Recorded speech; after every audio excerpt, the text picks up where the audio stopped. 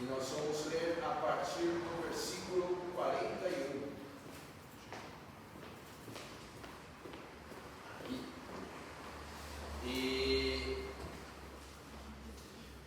E antes, todo mundo achou? Amém?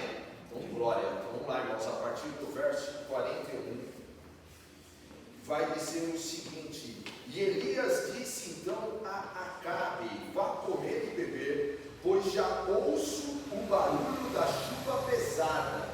Então Acabe foi comer e beber, mas Elias subiu até o alto do Carmelo, dobrou-se até o chão e pôs o rosto entre os joelhos.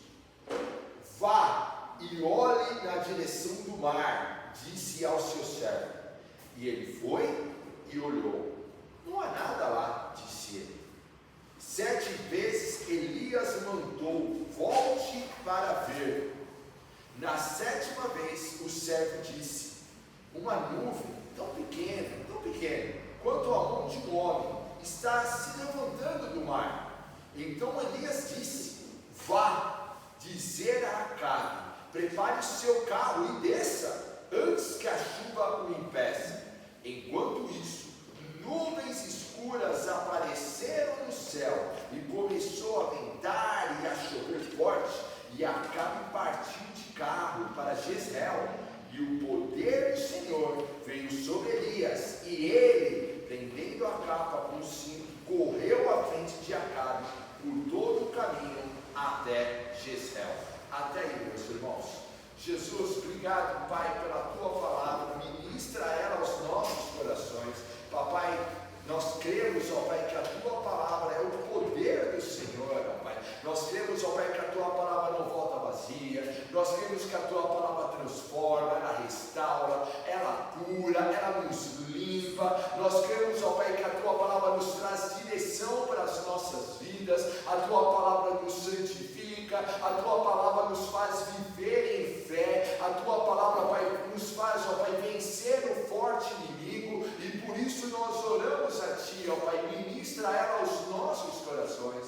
Nós precisamos, ó Pai, ouvir a Tua voz, precisamos sair daqui edificados pelo Senhor, e nós oramos a Ti, ó Pai, fala com a gente então, haja o fluir do Teu Espírito Santo, ó Pai, ministrando em cada coração e em cada mente. Pai, nós repreendemos toda distração na mente, nós repreendemos toda a malignidade e toda ação do maligno para tentar roubar a Tua palavra. Papai, que a Tua palavra caia em boa terra e venha produzir frutos em nós para a Tua glória. E nós oramos a Ti, ó Pai, que assim ocorra, em nome de Jesus.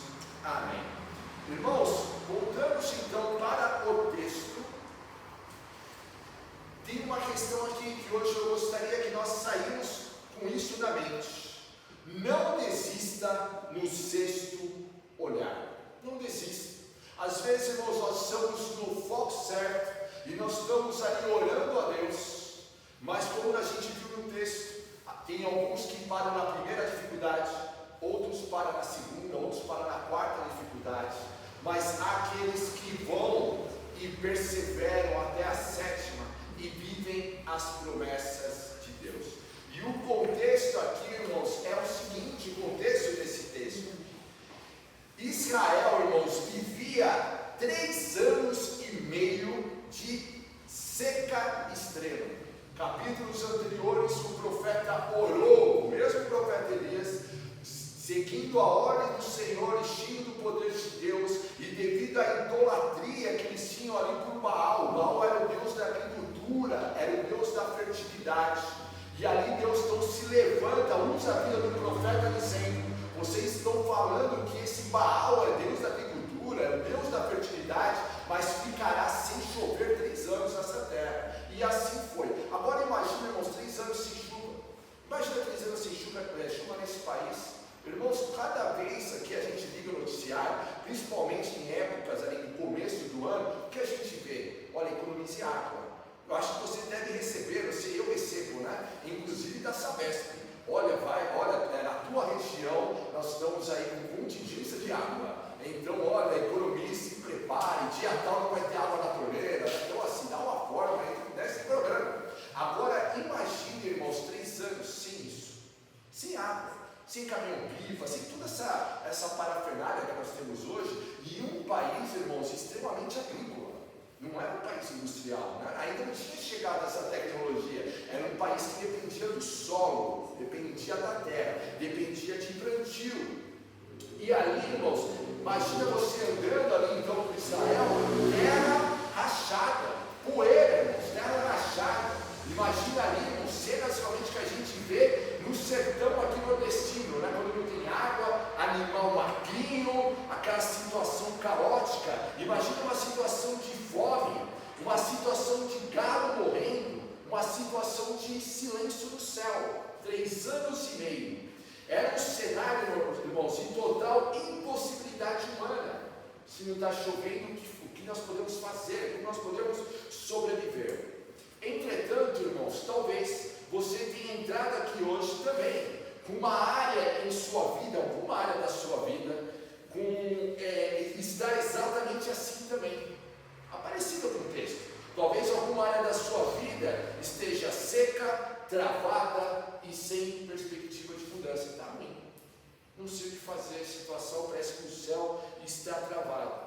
Mas dá uma olhadinha, irmãos, no versículo 41. O versículo 41 vai dizer: e Elias disse a Acabe: vá comer e beber, pois já ouço o barulho de chuva pesada. Ele não viu, irmãos, ainda a chuva, ele ouviu só o barulho da chuva. Mas isso foi o suficiente para o profeta. Vai chover. Pela fé eu já estou ouvindo. Irmãos, o que eu e você nós temos ouvido nos nossos momentos de dificuldade. Aqui o profeta, irmãos, ele está dizendo: olha, vocês ainda não estão ouvindo nada, mas pela fé eu já posso ver, eu já posso ouvir essa chuva vindo dos céus. E eu e você, irmão, nós precisamos ficar então atentos para a gente começar também a ouvir pela fé a bênção do Senhor chegando até nós. Alguns precisam ver literalmente o céu fechar, né? E ali ficar escuro, e ali trovões para dizer: acho que vai chover. O profeta não, o profeta pela fé ele já ouviu que estava chegando o barulho de chuva pesada. E agora preste atenção, o céu estava azul, sol escaldante, não havia nuvem. Mas Deus, contrariando ali a lógica humana, e no reino de Deus, você ouve a promessa antes de ver o sinal. Amém? A gente ouve a promessa antes de ver o sinal. Por que, irmãos? Não, o pendrive.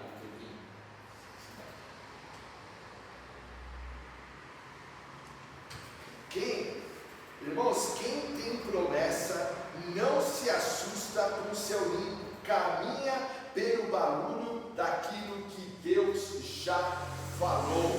Quem tem promessa não se assusta com o céu limpo, caminha pelo barulho daquilo que Deus já falou, que o Senhor tem falado para você. E a gente vê aqui, irmãos, um contraste também nesses versículos de posturas.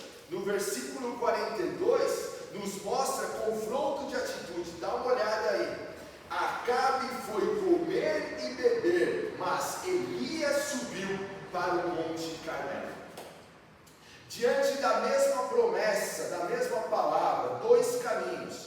Acabe, irmãos, nesse sentido, ele representa a nossa carne. Ele ouve a promessa, mas vai se acomodar. Elias representa ali o Espírito, uma pessoa dirigida pelo Espírito de Deus, sabe da promessa e vai para o altar. Sabe qual é a diferença, irmãos? Então, o carnal, a pessoa carnal, nós estamos andando na nossa carne, ela quer festejar antes do tempo. Não tinha ainda chuva, mas ali, Acabe indo festejar, Acabe indo ali, algo assim: eu vou comer, eu vou me alimentar. Mas Elias foi orar. Qual está sendo a nossa postura? O carnal quer festejar antes do tempo, o espiritual sobe o monte para gerar um milagre. Nós precisamos, irmãos, ter essa postura de ir para o monte, para gerar um milagre, para clamar pelas promessas de Deus. Diante, irmãos, da crise e da promessa, qual tem sido a sua postura e da minha postura? acomodar-se na seca ou subir no monte? Qual está sendo a nossa postura diante das dificuldades que nós temos vivido nos nossos dias? Acomodar-se na seca ou subir no monte para orar? Hoje nós vamos aprender aí com Elias a transformar um céu de bronze, um céu que parece que está sem resposta, em um temporal de milagres. E a primeira atitude é então o seguinte: a humildade, o combustível da promessa. Dá uma olhadinha no verso 42. Elias subiu até o alto do Carmelo, dobrou-se até o chão e pôs o rosto entre os joelhos. A humildade, o combustível da promessa. Humildade, porque mesmo após uma grande vitória, nesse capítulo 18, depois lê em casa, irmãos, Elias estava vindo de uma grande vitória. Esse mesmo capítulo vai registrar que Elias, ele vai fazer aquele desafio no Monte Carmelo. Lembra daquele desafio onde ele chama todo mundo, todos os profetas de Baal, e ele faz o desafio: o Deus que for o Deus verdadeiro vai agora descer um fogo e vai consumir o altar.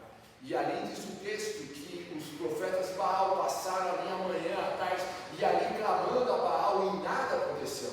E aí quando chega a vez de Elias, Elias derrama água ainda em cima do altar, e ele ora a Deus, e vem o fogo dos céus, e aquela nação, aqueles que estavam ali presenciando aquele evento, declararam: só o Senhor é Deus, só o Senhor é Deus. Ele estava vindo dessa vitória, uma grande vitória, irmãos, um mover de Deus, um mover de avivamento. E mesmo ele vindo dessa grande vitória, Elias não se exaltou. Quantas vezes, irmãos, por causa de uma vitória, porque a vida está dando certo, porque nós oramos e a vida está prosperando, e a gente começa a se achar, a gente começa a ficar arrogante, a gente começa a se achar muito, a gente abandona a oração, a gente abandona os princípios da fé. Elias aqui, irmãos, ele não abandonou. Elias, ele vai e ele se humilha diante do Senhor. E volta a dizer, ele de uma grande vitória, e mesmo assim, irmãos, ele vai e se humilha novamente perante o Senhor, porque ele sabe de onde vem a resposta dele.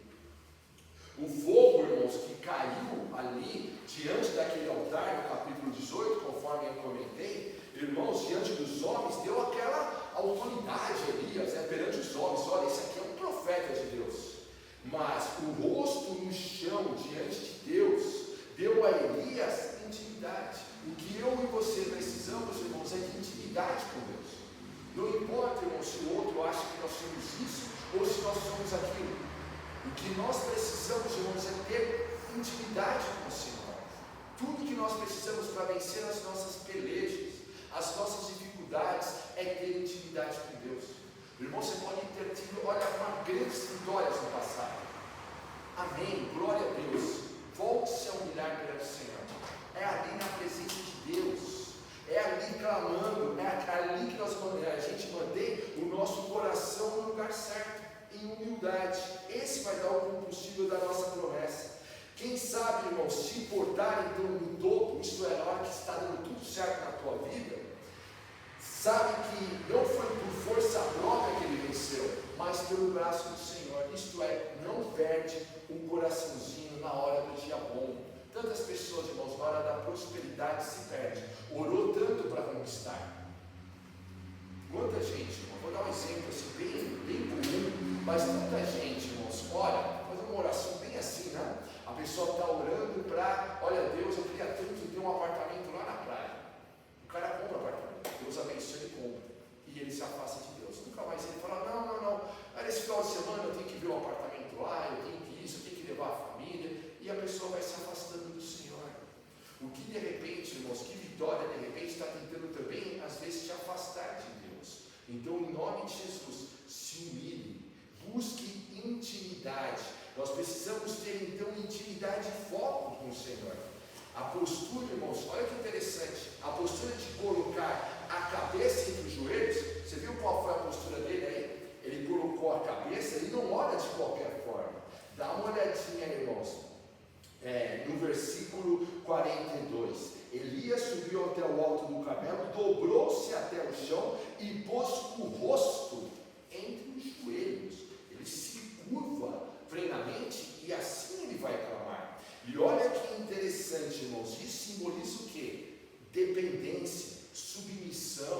consagração. Ele está dizendo assim para Deus: Deus, sem o Senhor, isso não vai ocorrer. Eu preciso do Senhor. E eu sim, irmãos, tem uma frase, irmãos, muito comum e muito fácil nós aceitarmos. Mas qual foi a última vez que você disse isso para Deus? Eu preciso. Deus, eu preciso do Senhor. Qual foi a última vez que eu e você nós chegamos para Ele e falamos assim: Senhor, por mais que essa situação aqui talvez seja simples, eu preciso do Senhor. Sem o Senhor não tem como eu ir, não tem como eu avançar. Qual foi a última vez que você disse isso para Ele? Eu sei que a gente subentende, né? Ele sabe. Mas às vezes, irmão, sabe, a gente é como aquela criança que em tempos de viagem, ela quer ajudar levando uma mala que é mais pesada do que ela pode carregar. Você já viu a cena? Ela nem consegue, ela vai tentando ali, né? Ela está forçando, ela está arrastando a mala pelo chão. E às vezes ela não está conseguindo. E o pai só fica ali olhando para a criança, né? E a criança lutando contra a mala, querendo carregar algo que não consegue. Até que a criança vai lá e se rende, fala: pai, né? Aí o pai: eu preciso. Pai, esse aqui é muito pesado. Aí o pai facilmente pega a mala, ergue, né? E o pai pode até falar: pega uma das alcinhas aqui, vamos lá. Às vezes, irmãos, nós somos como essa criança e nós queremos carregar. E eu digo para você, irmãos, que um pequeno fardo já é muito para nós. Nós precisamos estar ali. Jesus mesmo vai dizer lá em João 15: sem mim vocês não podem fazer nada. Então, mesmo no nosso dia, no nosso dia a dia, no nosso trabalho, na nossa família, no nosso relacionamento com os nossos filhos, é ali: Pai, eu preciso de você, eu preciso do Senhor. Pai, sem o Senhor não vou conseguir, eu não vou sequer tentar, porque Senhor, eu não quero ir sem ti. E faz lembrar muito, irmãos, o momento da vida de Moisés, quando Moisés e o povo ali aprontando, ao ponto de Deus falar assim: Moisés, olha, eu vou abençoar vocês, mas não tem como eu ir com vocês no meio do deserto, porque o povo não está se santificando, e olha, e está necessitando de santidade. Então, olha, vocês têm a minha bênção, mas eu não vou mais com vocês. E Moisés vira para Deus e fala assim: Senhor, se o Senhor não for, nós não vamos, nós vamos ficar parados aqui, numa total dependência de quem diz: Jesus, Senhor, eu preciso de Ti. Vamos fazer essa oração então, hoje, amanhã, qual área? E volta a dizer: fala por mim. Às vezes nós achamos que dá conta, e às vezes a gente não percebe que a gente está carregando coisas, e aí a gente fica doente, inclusive, que a gente não precisa carregar. Coloque nas mãos do Senhor, se consagre, submeta-se, se humilhe na presença de Deus. Sobre colocar ainda joelhos, o rosto entre os joelhos. Na cultura antiga, essa também era uma posição que as mulheres usavam para dar à luz, porque facilitava para o bebê nascer. Elias estava dando à luz a promessa que Deus havia falado, irmãos, lá no versículo 1, veja que Deus fala no capítulo 18, versículo 1, vá apresentar-se a Acabe, pois enviarei chuva sobre a terra. No versículo 1 já havia a promessa: eu vou mandar chuva. Agora, Elias estava ali orando como se aquele estivesse ali, dando luz realmente a essa promessa. Irmãos, existem muitas vezes promessas na sua vida, na minha vida, que estão travadas porque você está esperando que elas caiam do céu sozinhas. Vai cair sozinhas. Quando Deus está esperando você subir o monte em oração para dar a luz a elas, para dar a luz através da oração. Quantas promessas, irmãos, está na palavra? Quantas promessas talvez você recebeu, uma palavra profética mesmo, alguém, Deus usou um profeta, Deus usou alguém para trazer uma palavra para ti, e aí de repente você diz: pai, por que não ocorre, irmãos? Qual foi a última vez que você subiu no monte para orar sobre isso? A promessa, irmãos, vem para fortalecer a nossa fé. A palavra, as promessas inseridas na palavra para fortalecer a nossa fé, mas cada uma delas a gente tem que ir em oração.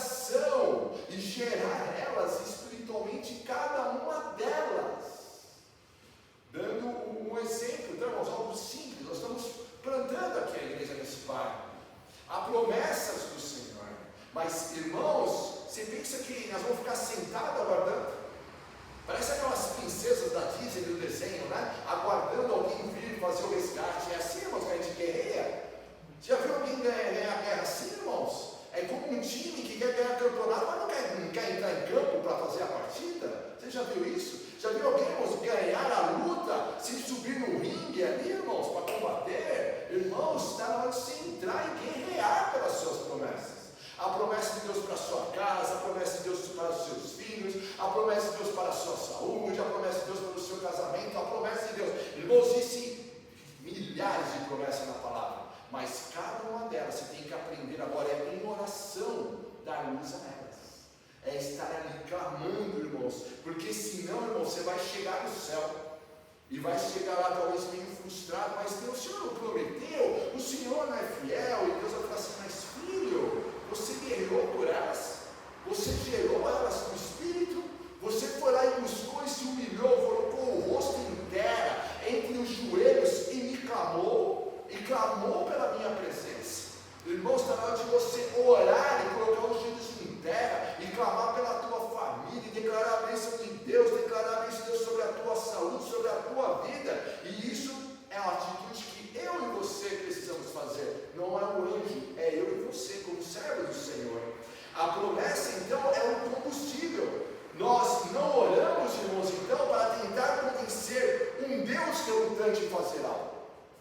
Porque às vezes parece que é isso, não? Nós estamos ali orando, parece que Deus não quer fazer, e você fica ali, eu vou ganhar Deus pela canseira. Eu vou ficar ali com aquele filho, não? Aquele filho assim, bem chato, e fica, mãe, mãe, mãe, aí vence a mãe pela canseira. A gente quer ganhar Deus pela canseira. Irmãos, a gente não ganha Deus pela canseira. Por quê? A gente ora em cima da promessa. É ao contrário, Ele já prometeu.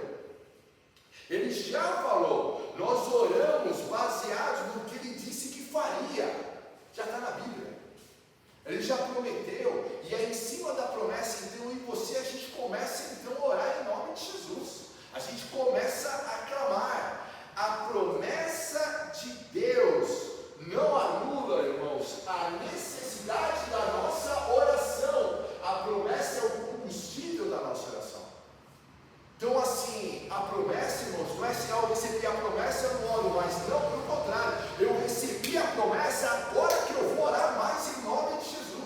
Agora que eu vou intensificar mais as minhas orações. Agora que eu vou clamar mais a Deus. Agora que eu vou me santificar ainda mais. Agora que eu vou para a madrugada. Agora que eu vou jejuar. Agora que eu vou lutar. Agora eu vou ver o inimigo caindo ao chão. Há uma questão, irmãos, de estar na palavra de Deus. Lembra-se, o povo tinha a promessa de entrar na terra prometida. Lembra-se? Vocês vão sair ali do Egito. Eles eram escravos do Egito. E Deus prometeu a eles, vocês vão sair do Egito, e eu vou levar vocês para uma terra que manda leite e mel. E ali a gente vai ver os 5 primeiros livros da Bíblia ocorrendo, e aí a gente chega em Juízes. Em Juízes, esse povo precisava agora, sob o comando de Josué, no comando de Josué, lutar então. Irmãos, chegando lá em Canaã, você pensa que eles só chegaram e olharam e viram todo mundo fugindo? Foi assim que ocorreu? Não, irmãos, eles precisaram lutar, cidade por cidade. Cada estratégia foi diferente de algumas cidades. Algumas, como foi ali em Jericó, os muros literalmente vieram ao chão. Outras, irmãos, precisou de outras estratégias. O que eu quero dizer, irmãos, lute pelas promessas de Deus na sua vida. É ali na intimidade, ali crendo em cada uma delas. Faça a sua parte, pegue a promessa que Deus te deu na palavra, coloque-a diante de você no chão e ore ali até que ela se manifeste em nome de Jesus. É assim, meu irmão, é assim que a gente vai vencer em nome de Jesus. Coloca lá, versículo por versículo, e ore, vai orando, vai clamando, vai pedindo a misericórdia do Senhor, vai colocando o inimigo ao chão, e você vai ver, isso é resistir ao inimigo. Não é isso que nós aprendemos? Resistir ao inimigo e ele fugirá de vós. Como a gente resiste ao inimigo? Firmes na promessa de Deus, irmãos. Não olhando nem para a direita nem para a esquerda, olhando para Jesus, crendo que a nossa resposta vem do Senhor. Então, irmãos, a humildade é o combustível da promessa, porque os humildes vão se humilhar. Os humildes vão buscar a dependência do Senhor. Os humildes vão orar. Os humildes vão se humilhar. E os humildes, como disse Jesus, vão ver a Deus. Porque eles se humilham. Eles sabem que precisam. Eles são carentes. Eles têm fome e sede de Deus. Eles sabem que sem Deus eles não conseguem. Então eles se humilham. E eles clamam. Meu irmão, clame a Jesus. Se humilhe na presença dele. E você vai ver como as coisas vão ser transformadas. Uma outra lição para a gente não desistir então no sexto horário. Primeira, humildade, clamar. Segunda, persistência, rompendo o silêncio do horizonte, né? A segunda então, irmãos, olha que vai dizer no verso 43 e 44, vá e olhe na direção do mar, disse ao seu servo, e ele foi e olhou, não há nada lá, disse ele. E 7 vezes Elias mandou, volte para ver, vai lá, volta de novo. Na 7ª vez o servo disse, uma nuvem tão pequenininha, quanto a mão de um homem, está se levantando do mar. Primeiro assim, né, o servo aqui tem uma visão assim sensacional, né? Inclusive viu algo tão pequenininho no céu, mas ele viu. E ele chega ali no profeta e fala assim, eu estou vendo uma mãozinha do tamanho da mão de um homem. Irmãos, qual é a lição então? Persistir diante das dificuldades. É as dificuldades, eu tenho uma promessa, mas lembre-se, você tem também um opositor. Você não está nessa guerra sozinho. Antes fosse, mas tem um time adversário. Tem um time adversário muito disposto em atrapalhar a tua vida. E ele tem uma missão muito simples: matar, roubar e destruir. E não existe, irmãos, pessoas neutras nessa guerra. Quer seja os crentes e não crentes, não tem ninguém neutro.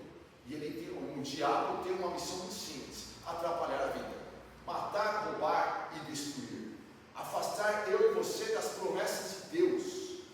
Entrar na casa, na família e destruir saúde, destruir tudo. Esta é a estratégia dele. Qual é a nossa estratégia, irmãos? Promessa de Deus e perseverar nelas. Porque vai ter oposição. Vai ter momentos, irmãos, que a tua fé vai ser provada. E isso não é uma maldição para a tua vida, irmãos. É uma questão que faz parte da vida. Todos os homens de Deus tiveram a fé provada. E a sua também, como homem e mulher de Deus, também vai ter a sua fé provada. Vai ter algum momento em que a sua fé vai ser desafiada.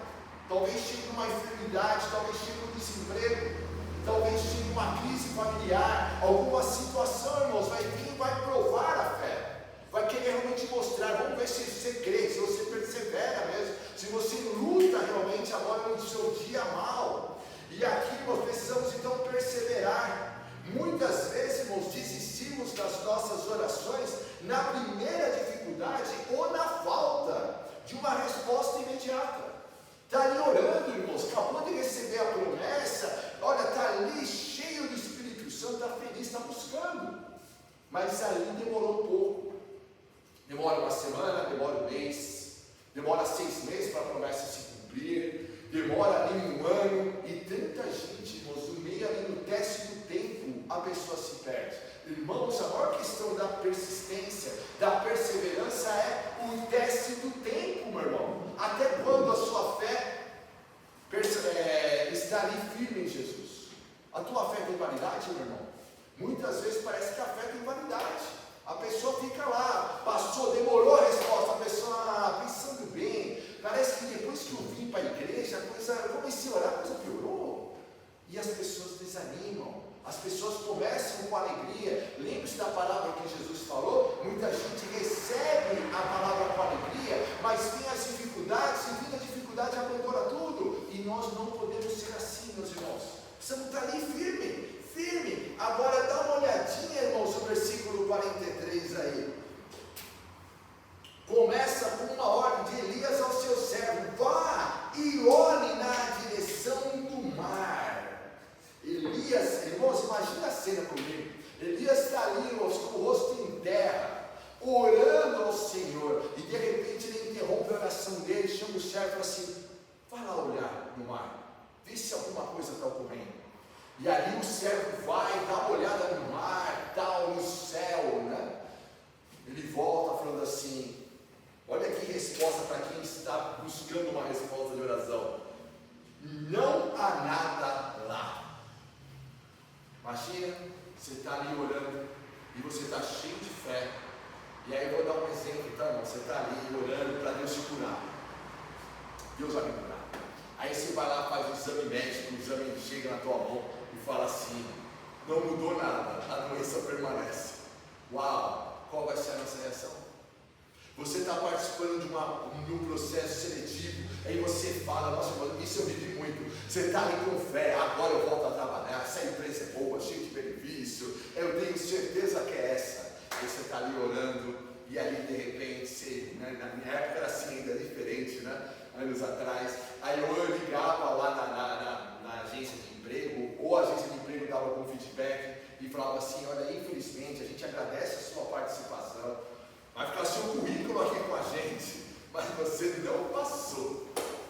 E aí, meu irmão, o que nós fazemos quando a porta não se abre? Imagina. E aí continua orando. O texto não fala quanto tempo. E ele está ali em guerra, um homem de oração, um homem que orou e desceu fogo dos céus, e ele está orando. E aí ele para a oração dele, ele fala assim: vai lá de novo, vê se mudou alguma coisa. Aí o céu vai até lá, dá uma carolhada, céu azulíssimo, e ele volta e fala assim para Elias: Elias, não há nada lá. E aí, meu irmão, o que você faz? Questiona a promessa, abandona tudo. Elias volta a orar. E assim é, irmãos, por 6 vezes. 6 vezes. Por isso, irmãos, não desista no 6º olhar. Às vezes está ali olhando, está orando, não ocorreu ainda. Está testando a sua fé, teste do tempo. E ali parece só notícia ruim, né? Não há nada lá. E você está ali perseverando, não há nada lá. E você está ali orando, está consagrando, está buscando a Deus, está vindo na igreja como nunca. Olha, está uma bênção, enfim, acabou de falar dos dízimos, aí você vem e está dizendo: irmão, está sendo uma bênção, você está sendo crente como nunca. Aí você buscando a sua resposta, e a sua resposta é: não há nada lá. Aqui, irmãos, a gente começa a ver os que creem e os que não creem. Os que estão aqui porque querem Jesus, realmente querem servir a Deus, que estão aqui só à busca de um milagre, de uma experiência momentânea. Aqui, Elias, ele persevera. E eu imagino aqui, irmãos, isso aqui é oração de horas, buscando Deus. Até quando chega a 7ª vez, e todas as vezes, irmãos, veja aí no versículo 43 e 44, Elias fala: volte para ver. E aqui vem um segredo para nós: volte para ver. A sua resposta ainda não chegou? Volte para ver, vai se fortalecendo, vai orando, até que chegou ali então, e ele intercedendo fervorosamente. E ali, irmãos, o relatório ali sendo ruim. Muitas vezes o teste mais difícil na nossa caminhada com Deus não é o ataque do inimigo, mas é o silêncio. Está orando, parece que não está acontecendo nada, parece que Deus não está falando, parece que Deus não está se importando. Irmãos, quantos aqui de nós, no dia mal, parece que Deus não está ali em silêncio, né? E a gente ali acha que Deus não se importa, Deus não está vendo o meu sofrimento, está vendo, como disse depois ali os discípulos, lembra? Que eles estão ali naquele barquinho, Jesus está dormindo, e no alto mar, e aquele mar revolto, aí eles acordam Jesus apavorados e falam assim: Jesus, o Senhor não se importa que a gente vai morrer? Irmãos, às vezes a gente está falando isso para Deus. Deus, o Senhor se importa? O Senhor não está vendo que, olha, não está tendo dinheiro para pagar as contas? O Senhor não está vendo que minha enfermidade está ruim? O Senhor não está vendo como está o meu casamento, Jesus? O Senhor não está vendo como está a minha vida? O Senhor não está percebendo? O Senhor não se importa? E aqui também, irmãos, esse aqui é um teste difícil na nossa caminhada com Deus, quando parece que o Senhor não está se importando, mas só parece. O relatório continua dizendo: não há nada lá. Mas, irmãos, eu e você, a gente não precisa ter essa postura de Elias, continue lá para ver. Agora, olha o olhar de fé, irmãos. O servo olhava com os olhos naturais. O servo ia lá e só via escassez, não tem nada. Céu azul, céu de brigadeiro. Elias olhava com os olhos do Espírito e enxergava um milagre. Elias, irmãos, como a pessoa está firme na promessa, ela não perde foco. O que muitas vezes ocorre, irmãos, a gente perde foco, porque a gente perde o foco da promessa. Irmãos, quem te prometeu é fiel. Amém? É homem para que minta, filho do homem para que se arrependa, como diz o versículo. Então não perca o foco no tempo da dificuldade. olhos naturais. Irmãos, quanta gente olha com olhos naturais e fica lá, está passando nada, eu disse, eu nem olho mais, olha essa situação, e eu vou precisar conviver com isso, eu vou precisar viver essa vida dessa forma mesmo, e a pessoa começa a se amoldar, irmãos, a situações fora da promessa de Deus. Quantas situações, irmãos, que eu e você está acomodando fora das promessas? Agora, aqui, irmãos, o Elias, ele olhava com o espírito ali e enxergava um milagre. Quem caminha, irmãos, pela vista para no primeiro, não há nada lá. Está caminhando pela vista, caminhando na carne, e não enxerga, e volta para casa frustrado. Mas quem caminha pela fé, não se importa em dar mais uma viagem, ir e voltar, porque sabe que a palavra de Deus não falha. A fé não nega a realidade do seu limpo, não nega, irmãos, a fé não nega a realidade do exame médico. A fé não nega, irmãos, que você realmente ainda não encontrou um emprego. A fé não nega uma dificuldade no seu trabalho. A fé não nega uma dificuldade em família, com um filho, ou no casamento, ou o que seja. A fé não nega a realidade. Ela apenas se recusa a ser governada por ela. Não estou falando que não está acontecendo, mas eu sei que quem me prometeu é fiel. Entendeu a diferença? Uma questão, irmãos, não é uma questão de loucura, não é uma questão, irmãos, de olhar e ver, realmente, essa situação aqui, humanamente falando, ela não está boa. Aí a gente vai até a palavra, até a promessa, e mergulha na promessa de Deus e fala assim, mas eu tenho promessa, eu não vou ser governado por essa dor, eu não vou ser governado por essa incredulidade, eu não vou ser governado por essa mágoa, por essa frustração, eu não vou ser governado por isso, eu vou ser governado pelas promessas de Deus, que está governando a tua vida nesse dia mau. É a frustração, é a incredulidade, é a decepção, é a frustração com pessoas, ou está sendo governado pela palavra de Deus. O perigo, então, irmãos, de parar na sexta vez, e muita gente, pessoas param, não chega nem na metade disso, para na terceira, para na primeira, para na segunda. Quantas promessas, irmãos, agora a gente deixou de viver porque nós não perseveramos? Quantas, irmãos, as nossas vidas, a gente poderia, irmãos, estar ali, uma outra situação da vida nesse momento, e às vezes a gente foi abandonando promessas. Quantas pessoas desistem, irmãos, então, de seus casamentos? Desiste. Para de lutar. Quantas pessoas desistem dos seus ministérios, têm chamado de Deus, mas teve dificuldade, teve levante na igreja, teve situação, enfim, irmãos, aí desistem.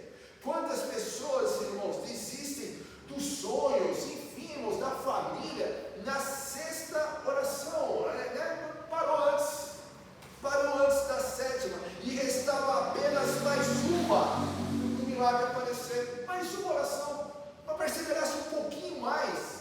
Você imagina nós chegando lá no céu, e de repente lembrando de promessa, Jesus mostrando para nós, filho, se eu tivesse perseverado mais uma semana, se você tivesse perseverado um pouquinho mais, você ia viver o milagre, mas você abandonou tudo, não era tão precipitado.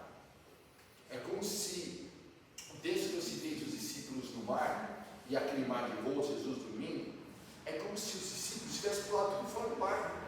Isso aqui vai afundar, mas eu vou pular do barco, fora do barco. Muita gente está pulando fora do barco, irmãos, abandonando, deixando de ver promessa, se afastando dos planos de Deus. E eu te convido a você voltar, irmãos, novamente a clamar em nome de Jesus. O silêncio de Deus nas primeiras 6 vezes testou a fidelidade de Elias, e o silêncio também está testando você. As dificuldades também estão testando você. Desce do tempo, irmãos, permaneça infiel. A maioria das pessoas, olha que frase legal, a maioria das pessoas desiste exatamente no sexto olhar, sem saber que o milagre estava agendado para o sétimo. E eu te convido, vamos perseverar um pouquinho mais em nome de Jesus? Vamos perseverar um pouquinho mais, vamos crer, vamos ali mergulhar no Senhor, nas promessas, não desista. Mas pastor, está doendo, está difícil, parece que nada está acontecendo. Eu sei como é. E eu sei como muitas vezes, irmãos, é difícil, parece que está lutando, irmãos, literalmente parece que você está lutando com uma parede, né? De uma situação a cair, a ser transportada, a cair por terra, parece os muros ali de Jericó. Mas há um Deus, irmãos, que prometeu para mim e prometeu para você. Então persevere para a glória de Deus. Então, irmãos, em nome de Jesus, persistência, as rompendo os silêncios do horizonte. Isso é, quando aparentemente não tem resposta ainda, mas a gente persevera até ver as promessas de Deus se cumprir. E terceiro, irmãos, a fé, um grande milagre nos pequenos começos. Na 7ª vez, o servo disse, versículo 44, uma nuvem tão pequena quanto a mão de um homem está se levantando do mar. Então Elias disse, vá dizer a Acabe, prepare seu carro e desça antes que a chuva o impeça. Irmãos, não precisou de algo muito espetacular para Elias ver que a promessa de Deus já ia começar naquele momento. Então, irmãos, valorize os pequenos começos. Não despreze, irmãos, os pequenos sinais de Deus na sua vida, na sua família e no seu ministério. Pequenos começos. Eu vou contar aqui um pequeno começo. E eu vou contar o pequeno começo da vida da irmã Amélia. Irmão, vou contar para você, precisa aplicar fé também, como eu e minha esposa aplicamos fé. E a gente estava lá, irmãos. Primeiro ponto, né? Precisava levar a minha esposa, até então minha namorada, a Cristo. E nós estávamos ali na igreja e tal, e a Evinha teve um encontro com Jesus, a Evinha se converteu, não demorou muito, a Evinha desce as águas, ela se batiza, irmãos, assim como no próximo domingo vai ter batismo também do Rafinha, do Pedrinho, venha, vai ser bem essa inauguração da igreja, inclusive, nós vamos abrir essas portas, irmãos, e ali, irmãos, então, a Evinha também se batizou, aí nós estávamos ali na luta. Qual é a nossa luta, irmãos? A família também tem que se converter. Vamos lá, amor, vamos orar. E a gente a lê. Ju, você faz parte da promessa, mas a sua promessa começou, irmão, em 2000, né? No volta de 2000, não, em 2000, quando a Elia se converte, aí foi quando a sua promessa começa. Olha como Deus é fiel. Irmãos, e ali nós começamos a orar. E aí eu lembro, né, irmãos, ainda, né, André adolescente, tinha o seu Luiz, tinha a irmã Amélia até então, eles iam até a igreja. E eles chegaram aí e eles discordavam de tudo, coraçãozinho ali. Confesso a vocês que a irmã Amélia queria me converter ao kardecismo e eu queria me converter a Amélia a Cristo. Uma guerra, você imagina espiritualmente uma guerra, não é uma bagunça espiritual, não. E ali nós clamando, por quê, irmãos? Porque havia uma promessa de Deus. E Deus tinha falado para mim, não somente a Eve vai se converter, a família dela vai se converter e o centro vai fechar, onde eles iam lá do kardecismo. Irmãos, eu tinha promessa, eu tinha fé, e por mais que tivesse fé, ele demorou 2 anos para se converter, e eu ali, mas vai se converter em nome de Jesus. E eu era molecão e eu brincava com ela só para brincar, vê se pode, irmão, vê se pode, vai. E eu chegava nela e falava assim, amor, o que você vai fazer? Nós íamos, na época, eu gostava muito da igreja Renascendo em Cristo. E eu falava assim, eu vou ser bispo lá na Renascer, o que você vai fazer? Ela ficava brava, aí eu não vou. E eu pensei, você vai se converter em nome de Jesus. E a questão da irmã Amélia, irmãos, uma vez, nós estávamos orando para ela se converter, ela coraçãozinho duro, orando para ela se converter, ela coraçãozinho duro. Aí a gente chegou lá na igreja, e aí eu vi, irmãos, meu pequeno começo. Essa música que nós cantamos hoje, né? Então minha alma, né? Canta-te, Senhor, grandioso és tu e tal. Eu vi, irmãos, quando a igreja começou a cantar esse louvor, eu vi aquela mulher de coração duro chorar igual criança. E na hora que eu vi ela chorando igual criança, eu falei, eita, olha o meu pequeno começo aí, vai se converter. Foi de imediato, não, irmão, demorou uns 3 anos, né? Mas eu vi o meu pequeno começo. Falei, eita, opa! Ela tem coração e ela chora. Glória! Ela tem coração e ela chora. Olha o Espírito Santo movendo na vida dela. Mano, irmãos, por que eu estou dando testemunho da irmã Amélia, irmãos? Hoje está aqui, vocês conhecem a nova versão da irmã Amélia. Glória a Deus por isso. Mas, irmãos, mas por quê? Se Deus faz da vida da irmã Amélia, faz na sua. Se Deus começa um pequeno começo, irmãos, ali, começou um pequeno começo na vida dela, começa um pequeno começo na sua. E eu e Evinha saímos ali da igreja extremamente felizes. Ela vai se converter. Viu como Deus está falando? Às vezes, sabe, irmãos, pequenos começos, assim, sabe? É aquele filho que de repente você coloca, né, o louvor, até então ficava bravo, agora não está mais ficando bravo, está até cantando junto. Pequenos começos. É aquela situação, sabe, irmão? Você está orando ali por uma enfermidade e você começa a ver que os sintomas estão desaparecendo, que a situação está sendo transformada. Pequeno começo. Você começa a ver que no seu casamento, que a situação estava tão fria, um distanciamento, talvez entre você e o marido, né, você e o cônjuge, ou você entre algum filho, uma situação estava meio fria, e de repente volta a ter abraço, de repente volta a ter beijo. Pequenos começos. É uma situação que de repente lá no teu negócio, de repente você começa a ver pequenas luzes, pequenas situações que antes não estava surgindo, agora está. Pequenos começos, não despreze pequenos começos. O que começa pequeno, com a bênção de Deus se torna grande e abençoa muitos. Pode ser pequenininho, mas vai crescer em nome de Jesus. Pode ser assim simples, o tamanho da mão de um homem, mas vai crescer. A resposta para a sua oração pode começar pequeno, irmãos, pequenininho.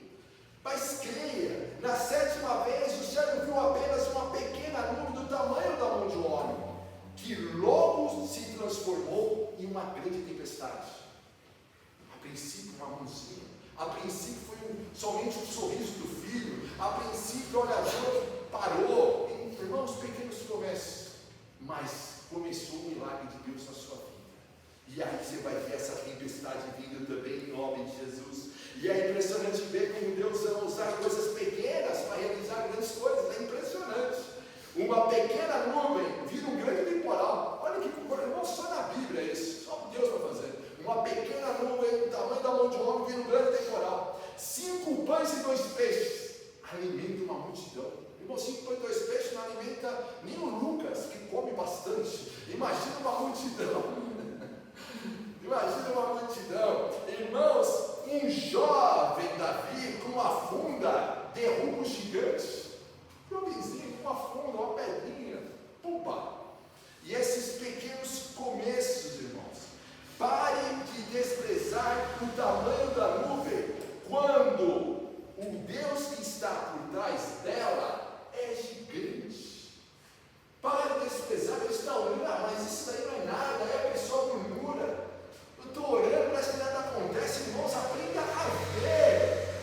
Digo para ti, irmãos, a gente tem que aprender a ver quando a situação está se deteriorando, mas também a gente tem que aprender a ver espiritualmente quando a situação está sendo transformada.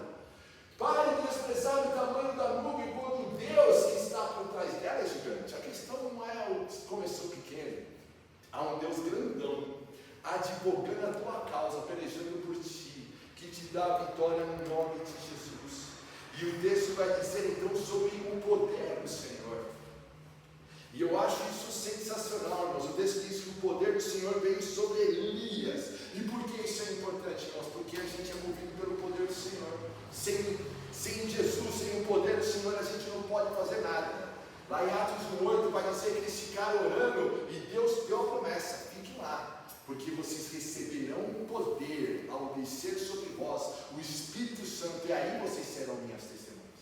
A gente tem que receber, irmãos, o poder do Senhor para fazer as coisas. Essa autoridade espiritual, esse mover do Espírito, esse derramar de Deus na tua vida, para que você não haja conforme a carne, mas conforme o poder do Senhor. E o texto vai dizer que veio o poder sobre Elias, e ele correu à frente da carruagem de Acabe até Jezreel.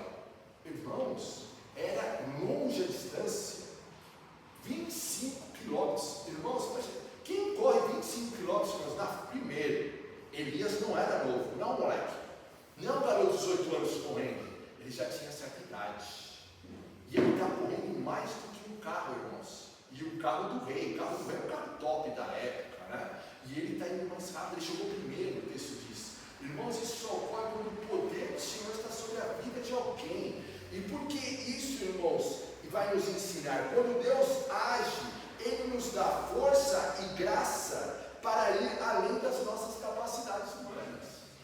O Senhor está agindo, então eu e você, a gente precisa disso. O que as pessoas demoram anos para conquistar, conquistar com os recursos humanos, isto é, com a carruagem de Acabe. Tem gente querendo carona na carruagem de Acabe. Irmãos, o que vai demorar anos para conquistar ali com os recursos humanos, Deus pode fazer você alcançar em pouco tempo pelo poder do Espírito Santo. Olha, vai demorar anos se você for na carruagem de Acabe, mas se você pegar uma carona no poder da Elias, ali que tal, é cheio do poder de Deus. Deus faz um milagre, Deus transforma a situação. Mas eu e você recebemos esse poder que vem do alto. Quando eu e você, a gente está ali, irmãos, de joelhos, clamando, se humilhando e falando: Deus, sem o Senhor eu não consigo. Agora, uma reflexão, irmãos, para nós pensarmos ali.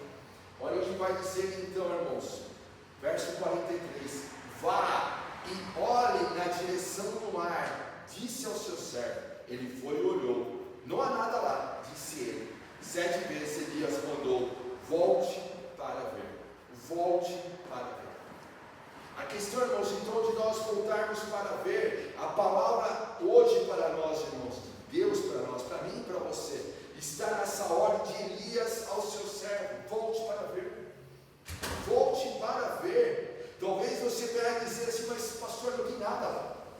Esta área da minha vida não tem nada, porque é uma área que me traz dor, que me traz frustração, é uma área que eu já acomodei como perdida, eu já lancei a prejuízo, contabilmente falando, eu já disse que olha, não tem jeito, mas por que eu vou mexer nisso? E o Senhor dizendo para nós: volte para ver, volte a crer, mas não há nada lá, mas volte a crer. Eu não sei qual área da sua vida hoje parece um céu azul e seco.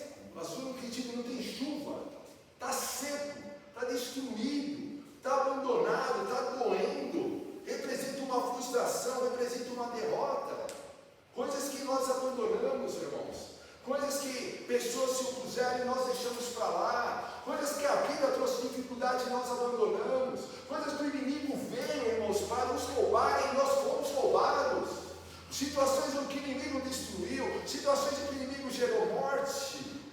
Talvez seja, irmão, talvez você já tenha olhado aí para o casamento e deixa para lá, vai ser assim, vai ser nota 5 até o final. Quem disse? Você fica naquela, não se separa nem fica, né? Fica aquele negócio meio relacionamento com os filhos, é assim mesmo, é assim. Irmãos, que diz que é assim mesmo, é assim, tem promessa de Deus. Talvez olhe para as finanças e, talvez está olhando para as realidades da vida e ali, irmãos, não há nada lá. Já orei, já tentei, pastor, orei. Não há nada lá. Agora, irmãos, não desista no sexto olhar. O maior perigo não é a seca. O maior perigo, a tentação de desistir. A maioria de nós, irmãos, desiste no sexto olhar, sem saber que o milagre de Deus está agendado exatamente para o sétimo. Gostaria que você ficasse em pé. E eu gostaria que você fechasse seus olhos e orasse.